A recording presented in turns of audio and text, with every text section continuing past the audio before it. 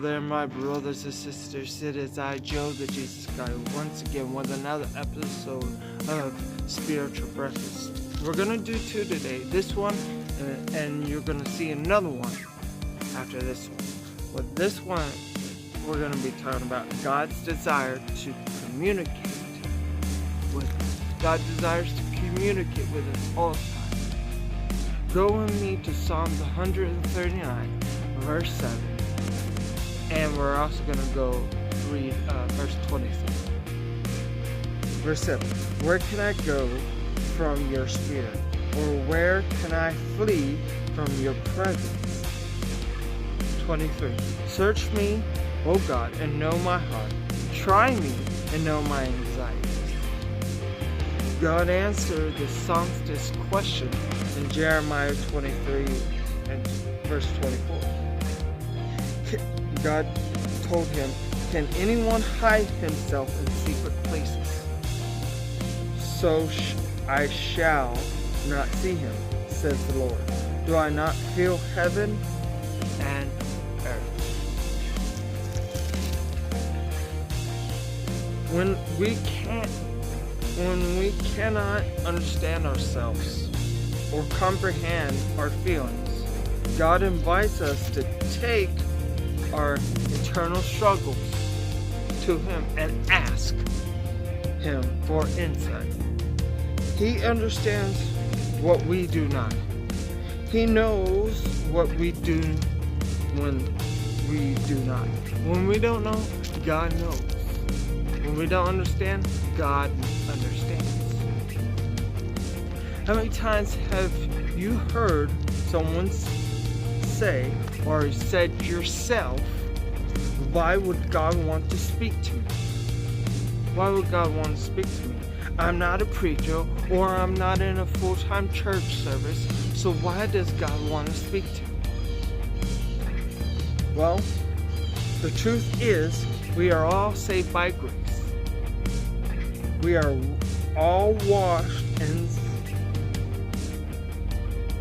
sanctified. We are all saints. We are all children of the living God. Fathers just naturally want to speak to their children. There's no special thing you have to do. There's no special thing you have to be in order for God to want to talk to you. God always wants to talk to His children all the time. We just gotta listen.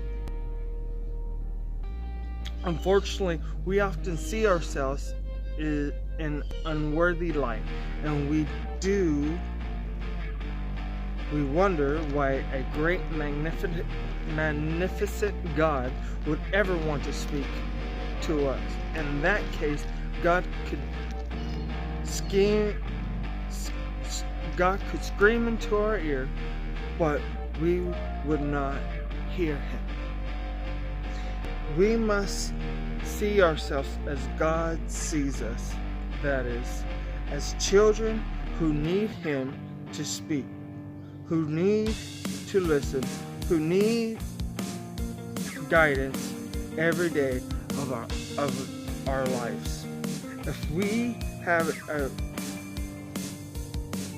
pauper-like image of ourselves, wondering why the God who created the heavens and earth would engage in meaningful conversation with insignificant us, then communication shut down to minimal levels at best. It all depends on our relationship. It all depends on relationship. We are children of God, and our Father eagerly seeks to speak to us. We read a little bit in Psalms 139. But the whole chapter 139 provides us with marvelous insight into the Father's perfect knowledge of us and His abundant love for us. just the way we are. He knows how we are made. He knows our weaknesses. He knows our sinful desires and our transgressions are not hidden from Him. He knows our innermost hurts, fears, and frustrations, and yet He longs to gain intimacy with us. Jesus has chosen to put His unmatched presence into these scared earthly vessels. He is at home in these tattered earthly tents. We need not be ill at ease, but instead we can relax and enjoy His fellowship, knowing that He died for us while we were yet hopeless sinners. He has permanently accepted us into His family with all our undesirable baggage. We are His lock, stock, and barrel. And just a reminder, write this down.